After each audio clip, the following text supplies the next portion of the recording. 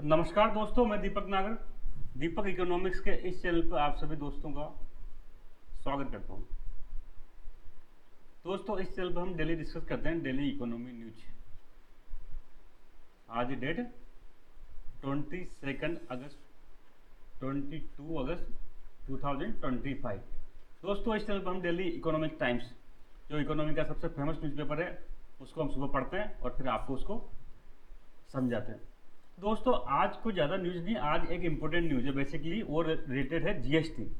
ये न्यूज़ पिछले काफ़ी दिन से चल रही है, काफ़ी दिन से तो नहीं, मैं कह रहा हूँ 15 अगस्त से चल रही है। 15 अगस्त पर क्या किया हुआ था बताओ? मोदी जी ने लाल किले से खड़े होकर क्या बोला था कि हम जीएसटी में रिफॉर्म करेंगे। क्या करेंगे? जीएसटी में रिफॉर्म लेके आएंगे और दिवाली के पहले पहले लाएंगे ताकि डबल दिवाली हो जाएगी। कहाँ नहीं कहा था? अगर आप सब किसी ने मोदी जी का स्पीच सुना हो तो उस टाइम काफ़ी न्यूज़ में रहा था ये कि हम क्या करेंगे, जीएसटी में रिफॉर्म लेके आएंगे और इससे क्या होगा, डबल दिवाली बन जाएगी। रिफॉर्म का बेसिकली मतलब कुछ नहीं, हम जीएसटी रेट कम करेंगे। कुल मिला के कहानी इतनी सी बात है कि जीएसटी रिफॉर्म में क्या करेंगे, जीएसटी रेट कम करेंगे। अभी आप सबको पता होगा जीएसटी की कई सारे स्लैब है, उसमें कुछ कमी करेंगे। क्या करेंगे वो तो हम आगे देखेंगे आज के लेक्चर में। तो अभी तो न्यूज़, सबसे पहले न्यूज़ पढ़ो आप। जियो में जो एक्चुअली ग्रुप ऑफ मिनिस्टर्स था, उसने क्या किया, जीएसटी का प्रपोजल एक्सेप्ट किया, तो रिकमेंड क्या किया। जो 18-12% थी स्लैब और 28% स्लैब थी, उसको क्या किया, रिमूव करने का उसने जियो ने क्या किया, उसको रिकमेंड कर दिया जीएसटी काउंसिल को। अभी आपको समझ में नहीं आ रहा होगा, हम धीरे धीरे समझेंगे, कोई बहुत आसान मुश्किल नहीं है, बहुत आसान है। सबसे पहले हम चलते हैं दोस्तों टैक्स पे। देखो, इंडिया ही नहीं, पूरी दुनिया में दो प्रकार के टैक्स होते हैं। सीधी सी बात है, पूरी वर्ल्ड में दो तरह के टैक्स होते हैं। One is direct tax, another one is indirect tax. एक होता है डायरेक्ट टैक्स जिसको प्रत्यक्ष कर कहते हैं, दूसरा होता है इनडायरेक्ट टैक्स। डायरेक्ट टैक्स कुछ नहीं, जिस पे लगे वही भुगते, जिस पे लगे वही गवर्नमेंट को पेमेंट करे। सीधी सी बात। सामान्यतः ये इनकम पे लगता है दोस्तों, जैसे इनकम टैक्स। इनकम टैक्स एक डायरेक्ट टैक्स है। सपोज करो मेरी इनकम 5 लाख, सॉरी अब तो 12 लाख के पार चल गई, 12 लाख से ऊपर है, तो मेरे पे लग रहा है, मैं सरकार में जमा करूंगा। इसको टाला नहीं जा सकता, जिस पे लगेगा टैक्स वही सरकार को जाके पेमेंट करेगा। इसको ऐसे प्रकार के टैक्स को कहते हैं डायरेक्ट टैक्स। जनरली इनकम पर लगते हैं। अगर इंडिविजुअल इनकम पर लगा तो इनकम टैक्स। कंपनी, जो रिलायंस जैसी, अडानी अंबानी जैसी कंपनियों में लगता है तो उसको कहते हैं कॉर्पोरेशन टैक्स। तो जनरली दो प्रकार के टैक्स होते हैं, एक डायरेक्ट टैक्स होता है, एक इनडायरेक्ट टैक्स होता है। डायरेक्ट टैक्स जिस पर लगता है वही गवर्नमेंट को पेमेंट करता है, और ये इस प्रकार का टैक्स जनरली इनकम पे लगता है। दूसरा होता है इनडायरेक्ट टैक्स। इनडायरेक्ट टैक्स होता है जिसको दोस्तों लगे किसी और पे और भरे कोई और। ठीक है, इसको देखो मैं टेक्निकल नाम भी दे सकता हूं पर नहीं दे रहा, कोई जरूरत नहीं है। लगे कोई और, लगे किसी पे और भरे कोई और। कैसे कैसे इसका एग्जाम्पल दिया। मॉल में गया, शॉपिंग करी ना, शॉपिंग में बिल में जीएसटी आता नहीं आता? बिल में आता है क्या, जीएसटी। तो हमने दिया इसको, शॉपिंग करी तो हमने दिया टैक्स मॉल को, मॉल वाला भरेगा किसको, गवर्नमेंट को। यही बात होता है, जितने भी हम बाजार में शॉपिंग करने जाते हैं, जूते चप्पल या फिर कहीं पे और भी शॉप पे जाता है, किराना की शॉप पे कहीं भी, हम उसको पैसा देते हैं। रेस्टोरेंट में खाना खाने गए, हमने रेस्टोरेंट वाले को जीएसटी दिया, टैक्स दिया, उसने फिर जीएसटी कौन भरेगा, गवर्नमेंट को, रेस्टोरेंट वाला भरेगा। तो इस प्रकार के टैक्स जहाँ पर है ना, अल्टीमेटली पेमेंट कौन कर रहा है, हम लोग कर रहे हैं, कंज्यूमर कर रहा है। तो जहाँ पर टैक्स किसी और पे लग रहा है, भर कोई और रहा है गवर्नमेंट को, उसको इंडायरेक्ट टैक्स कहते हैं।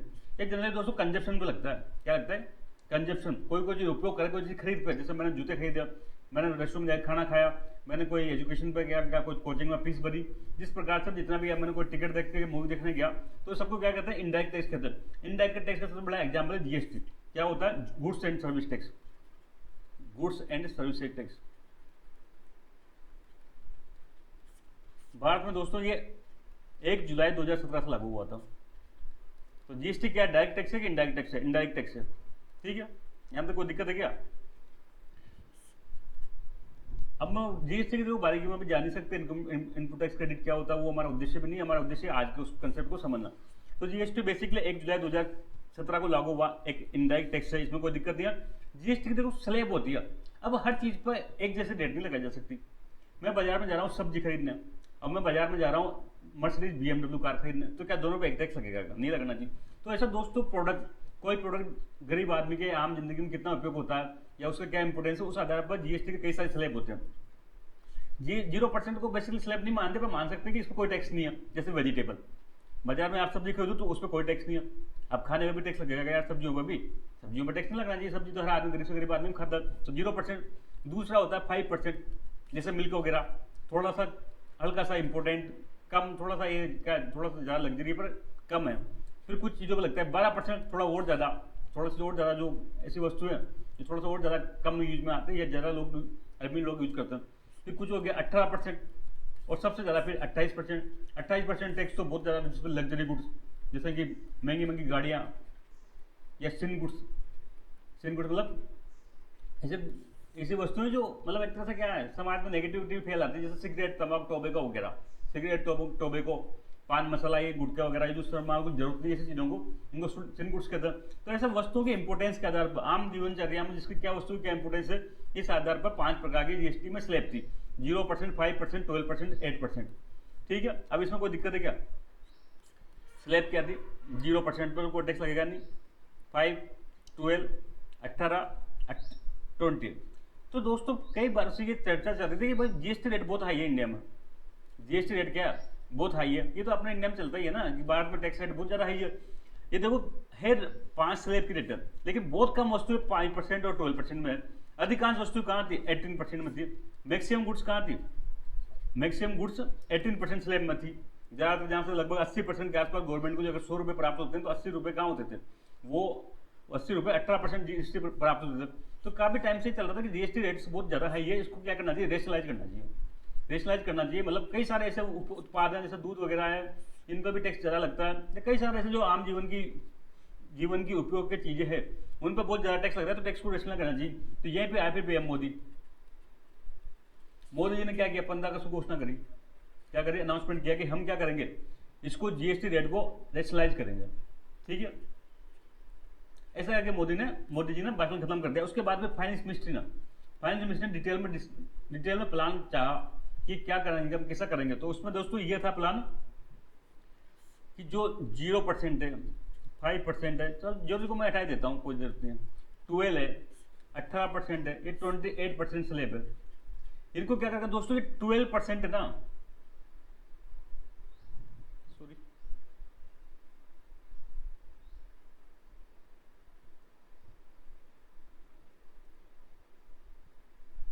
तो इन्होंने क्या किया, जो टैक्स स्लैब है ना वो कमी करी जाएगी। वर्तमान में 4 हैं, तो इसको घटा के क्या किया जाएगा दोस्तों, एक 12% की टैक्स स्लैब खत्म की जाएगी। क्या की जाएगी? 12% की टैक्स स्लैब खत्म की जाएगी। जो इसमें 12% जो अभी आइटम पर टैक्स लग रहा है, उस पर 99% आइटम कहाँ जाएंगे? 99% आइटम को क्या किया जाएगा? 5% किया जाएगा। अब सपोज करो अभी आप कोई चीज़ खरीदो तो 12% टैक्स लगता है, लेकिन अब जब 99% आइटम कहाँ मूव करेंगे तो 5% में करेंगे, तो आपका टैक्स रेट घटेगा नहीं घटेगा? टैक्स घटेगा नहीं घटेगा? टैक्स लगभग 7% टैक्स की कमी आ जाएगी। जो अभी कोई चीज़ खरीदे तो उसमें 12% टैक्स लग रहा था, उस पर अब क्या लगेगा? 5% टैक्स लगेगा। तो होगा ना टैक्स रेशनलाइज, टैक्स पे छूट मिली नहीं मिली? टैक्स पे छूट मिल गई। ऐसे दोस्तों क्या होगा, 28% को खत्म किया जाएगा। 28% खत्म किया, जो 9 लगभग 90% प्रोडक्ट है ना वो कहाँ जाएंगे? वो 18% में जाएंगे। समझो बात को, अभी की डेट में 4 स्लैब है, 5%, 12%, 18%, 28%। गवर्नमेंट का प्लान है कि है ना ये जो 28% को खत्म कर दो और इस पर जो 90% प्रोडक्ट है ना वो कहाँ भेज दो और 18% भेज दो। तो इन 90% प्रोडक्ट पर 10% की रेट डिक्रीज होगी नहीं होगी, जिसपे अभी कई सारे ऐसे वस्तु हैं जिन पर 28% का टैक्स लगता था, उन पर अब क्या लगेगा? 18% लगेगा। तो यहाँ पर 10% हमारी, अभी सुबह हम 100 रुपये की कोई चीज़ खरीदते थे तो 28 रुपये टैक्स देते थे। अब भविष्य में क्या होगा? भविष्य में इसको 128 देना पड़ेगा, तो हमारे 10 रुपये की सेविंग हो जाएगी। ऐसे दोस्तों जो 12% की टैक्स स्लैब खत्म हो जाएगी, इसको 5% में बेचा जाएगा 99% प्रोडक्ट को, तो यहाँ भी 7% की टैक्स की बचत हो जाएगी। तो गवर्नमेंट का बेसिकली ये प्रपोजल है, सेंट्रल गवर्नमेंट मोदी जी ने प्रपोजल रखा कि क्या वो टैक्स स्लैब जो 5, 12, 18, 28 थे उसको घटा के कितना, 5, 12, 12, 18, 28% थे, इसको घटा के जाएगा। एक तो 5% को रखा जाएगा, दूसरा 18% को रखा जाएगा। ओनली 2 स्लैब रखी जाएगी और केवल और ओनली 2 स्लैब रखी जाएगी, 5% और 18%। और ओनली क्या होगा, एक नई एक्स्ट्रा स्लैब की जाएगी 40%, जो केवल किसके लिए रहेगी? सिन गुड्स के लिए रहेगी। सिन गुड्स समझिए आप, टोबैको, सिगरेट, इस टाइप के जो पान मसाला गुटखा है, इस टाइप के जो पाप वस्तु है, सिन गुड्स है, उनके लिए 40% रखा जाएगा। लेकिन ओवरऑल केवल 2 स्लैब को मान्यता दी जाएगी। ये तो केवल बहुत लिमिटेड प्रोडक्ट, कितने प्रोडक्ट होंगे? 10, 20, 50 ऐसे लिमिटेड प्रोडक्ट के लिए 40% का स्लैब आया जाएगा, बाकी 5% और 18% में रखी जाएगी। इसको कहेंगे 2 स्लैब ऑफ जीएसटी में 2 स्लैब रखे जाएंगे। तो अब तक कोई दिक्कत है कि समझने में? नहीं है तो फिर आगे बढ़ते हम। अब देखो जीएसटी क्या है, goods and service taxes, goods and services tax. इसके पहले का मैं एक बार वातावरण बताता हूँ आपको। जीएसटी इनडायरेक्ट टैक्स, इसमें कोई दिक्कत है क्या? इनडायरेक्ट टैक्स में कोई दिक्कत नहीं है। कब लागू हुआ था? 1 जुलाई 2017 से। बेसिकली इसके पहले क्या करते थे, इंडिया था। अब इंडिया कोई एक देश नहीं है, उसके अंदर कई सारे स्टेट है ना। इंडिया तो स्टेट से मिलकर बना हुआ। तो जैसे सपोज करो ये हमारा यूपी है। अब यूपी में कोई वस्तु बनती थी, सपोज करो मोटरसाइकिल बन रही है। तो ये मोटरसाइकिल बनने पे केंद्र सरकार, जो मोदी जी की गवर्नमेंट, यूनियन गवर्नमेंट तो मांगते हैं एक्साइज ड्यूटी, उत्पादन पर एक्साइज ड्यूटी। फिर बाद में जब ये पैदावार की सेल होगी तो सेल पर सेल्स टैक्स मांगता था स्टेट गवर्नमेंट।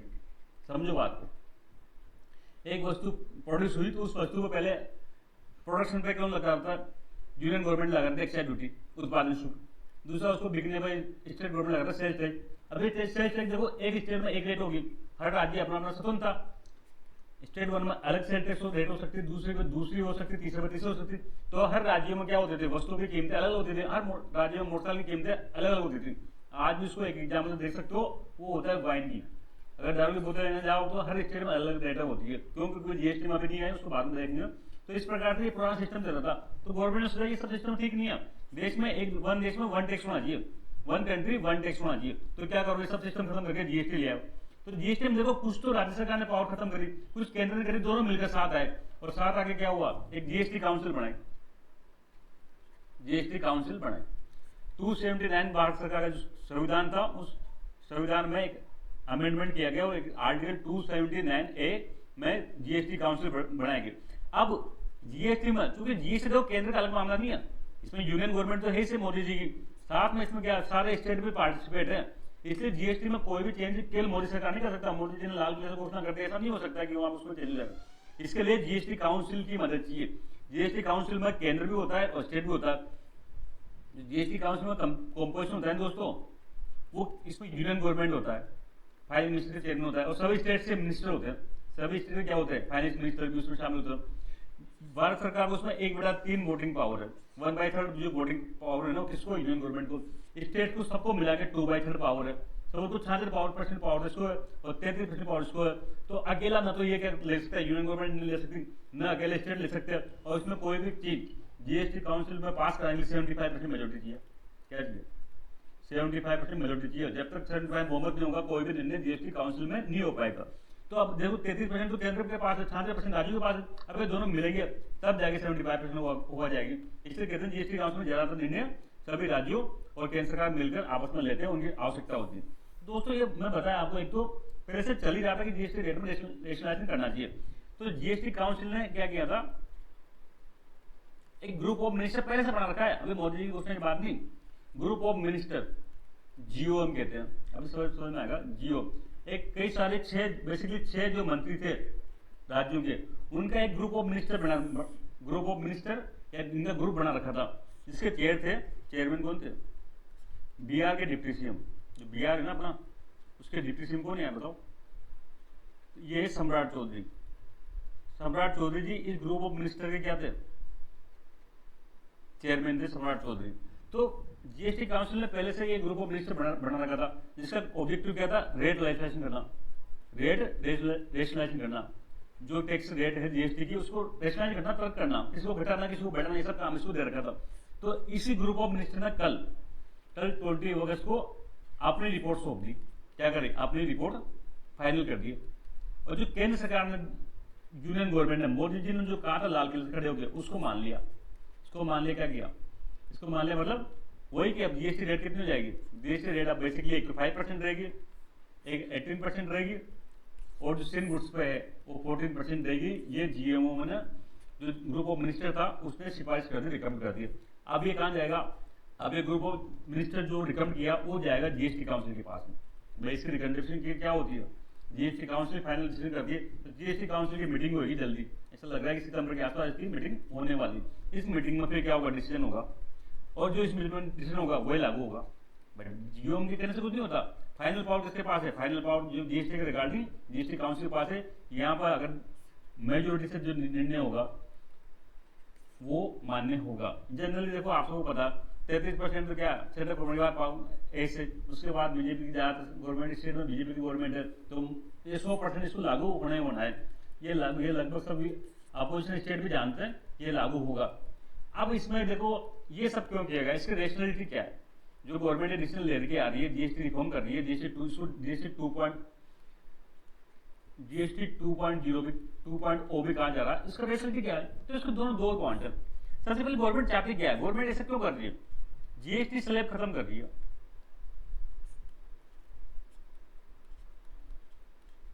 1828, ठीक है।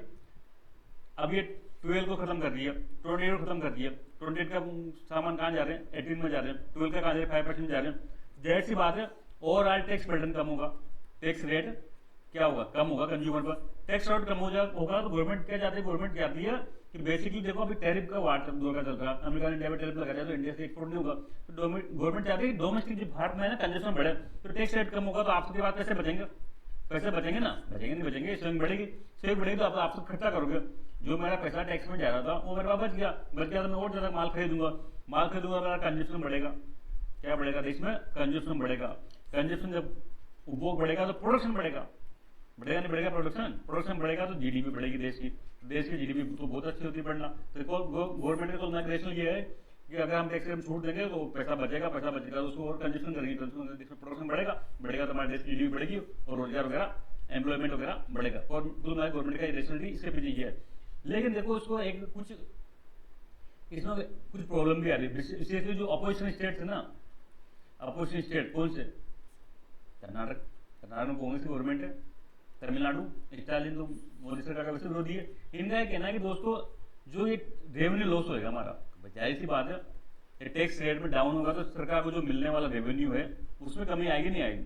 रेवेन्यू कमी आएगी, रेवेन्यू लॉस होगा तो राज्यों का क्या होगा? जो फिजिकल हेल्थ है ना वो डाउन हो जाएगी। जो राजपूत स्थिति है उनकी, उनको पहले से भारत में क्या अधिकांश राज्यों से कर्ज में डूबे हुए हैं और उनकी इनकम घट जाएगी तो क्या होगा? उनकी जो फिजिकल स्थिति है वो नेगेटिव इंपैक्ट पड़ेगा, वो दिवाली की स्थिति हो सकती है। तो इनका ये मांग है कि भाई हमको कंपनसेशन दो, कुछ ना कुछ ऐसी व्यवस्था करो कि कंपनसेशन का मैकेनिज्म बिठाओ। कैसे बिठाओ भाई? जैसे सपोज करो वर्तमान जो जीएसटी रेट है उससे 100 रुपए की इनकम हो रही थी, इसका 50 रुपए तक केंद्र के पास जाता है। आपने पढ़ा है वो जीएसटी में दो होता है, स्टेट जीएसटी और सी जीएसटी, और 50% स्टेट के पास जाता है, 50% कहाँ जाता है? स्टेट के पास जाता है। तो सपोज करो अब क्या हो जाएगा? सपोज करो जो रिफॉर्म आ गया जीएसटी 2.0, उसमें सपोज करो गवर्नमेंट की टैक्स रेट डाउन तो हो रही है, तो इसको तो कोई इनकार नहीं है। टैक्स रेट डाउन में सपोज 90 पे पहुंची, अब 90 को सेंटर को कितना मिलेगा? 45 मिलेगा, और स्टेट को क्या मिलेगा? 45 मिलेगा। तो स्टेट को रेवेन्यू लॉस हुआ नहीं हुआ? रेवेन्यू लॉस हुआ कितना रुपए का? 5 रुपये। तो ये 5 रुपये की भरपाई का कुछ ना कुछ व्यवस्था बैठाओ, कंपनसेशन करो, किसी प्रकार से करते हो ये हमको नहीं जानते, लेकिन किसी प्रकार से हमारा 5 रुपये का कंपनसेशन करो। अब भविष्य में देखते हैं जीएसटी काउंसिल क्या निर्णय लेगी, ये तो भविष्य घर में है। मैंने आज के आपको पूरा मुद्दा समझा दिया, आप चाहो तो एक बार इसको नोट्स के माध्यम से भी देख सकते हैं। ये देखो उसको सबसे पहले न्यूज पढ़ेंगे अपन। अब समझ में आ गई? आपको दिक्कत है क्या? जीएमओ जो group of minister except central ने जो जीएसटी प्रपोजल दिया था ना तो रिकम स्क्रिप्ट को क्या 12% और 28% स्लैब को हम क्या कर रहे थे? स्क्रिप्ट कर रहे थे गवर्नमेंट, उसको जीओएम ने एक्सेप्ट कर लिया। अब ये जीएसटी काउंसिल के पास जाएगा।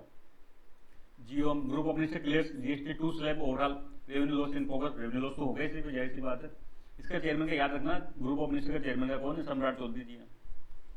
सम्राट चौधरी कौन है? डिप्टी सीएम है, डिप्टी चीफ मिनिस्टर कहाँ के? बिहार के। इनका नाम याद रखना, एग्जाम में पूछा जा सकता है कि हाल ही में जीएसटी से रिलेटेड एक ग्रुप ऑफ मिनिस्टर चर्चा में था, उसका चेयरमैन कौन थे? चेयरमैन थे सम्राट चौधरी जी। तो न्यूज हमने पढ़ लिया, फिर मैंने जीएसटी रिफॉर्म में पढ़ा, जनरेशन रिफॉर्म भी कहा जा रहा है, या जीएसटी 2.0 भी कहा जा रहा है। जीएसटी 1 जुलाई 2017 से लागू हुआ, स्लैब थी 5, 12, 18, 28, 15 को 2025 को मोदी जी ने घोषणा कर दी लाल किले से। क्या करोगे? डबल दिवाली मनाएंगे। कैसे मनाएंगे? जब टैक्स में छूट मिलेगी तब तो कंज्यूमर आम जनता डबल दिवाली मनाई जाएगी। तो जीएसटी 2.0 3 पिलर है, मैंने आपको एक ही पढ़ाया क्योंकि वही इंपोर्टेंट है, 99% वही मतलब बाकी तो छोटी मोटी बात है। जैसे सबसे पहले स्ट्रक्चरल रिफॉर्म, जीएसटी में कुछ शर्त आपको सुधार किए जाएंगे। वर्तमान में कुछ एक इन्वर्टेड ड्यूटी का कंसेप्ट है, अभी इतना टाइम नहीं है आज के लेक्चर में इसको पढ़ाने का, पर समझ लो आप इन्वर्टेड ड्यूटी स्ट्रक्चर है, इसको कुछ करेक्शन किया जाएगा, कुछ प्रकार करेंगे तो देखेंगे बाद में।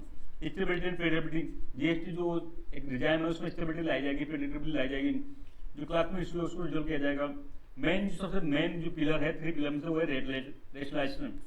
उसमें केवल क्या होगा, 2 स्लैब रखी जाएगी, 5% और 18%, और 40% तो स्पेशल होगी जो केवल सेम गुड्स में लगेगी।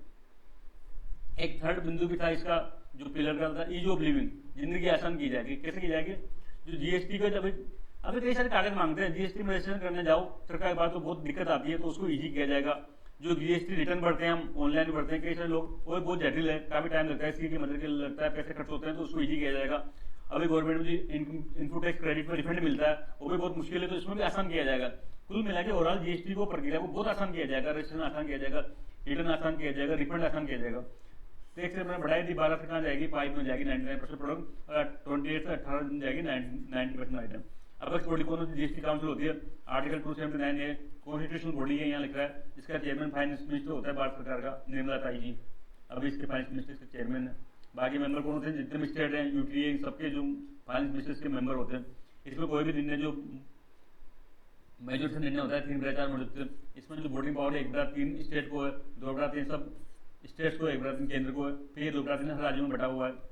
इसने एक कॉन्स्टिट्यूट किया था ग्रुप ऑफ मिनिस्टर, 6 मेंबर थे इसमें, जिसके चेयरमैन थे कौन थे, वो थे डिप्टी सीएम बिहार के सम्राट चौधरी जी। इसने कल जो 21 अगस्त को क्या किया, अप्रूवल दे दिया, सेंटर में जो प्रपोजल लेके आए थे ना, उसको अप्रूवल दे दिया कि ठीक है 5% 18% रखो और 40% ओनली सेम गुड्स। यहाँ तो कोई दिक्कत, रेशनलिटी क्या थी मैंने बताया दिया आपको। गवर्नमेंट क्या सोचती है, गवर्नमेंट सोच रही है कि आम जनता पर टैक्स का बर्डन कम करना, ताकि वो क्या अगर कुछ सेविंग हो तो कंजप्शन करेंगे, कंजप्शन तो जीडीपी बढ़ेगी, जिससे देश में ओवरऑल एम्प्लॉयमेंट बढ़ेगा और खुशी आएगी। ठीक है बात यहाँ तक। लेकिन स्टेट को क्या कुछ स्पेशली अपोजिशन के स्टेट अपोजिशन कर रहे हैं, क्या करें कि रेवेन्यू लॉस होगा on account of change in absence of mechanism for compensation. भाई जो नया सिस्टम आएगा उससे लॉस तो होगा, लेकिन कंपनसेशन की कोई व्यवस्था नहीं है, तो क्या मांग कर रही है कि हमको कंपनसेट करो। अब देखते हैं जीएसटी काउंसिल मीटिंग लगभग सितंबर में संभावित है, इसमें क्या निर्णय होता है वो तो हम सितंबर में देखेंगे। तो दोस्तों आज के लिए इतना ही, जल्द मिलेंगे, तब तक के लिए थैंक यू, जय हिंद।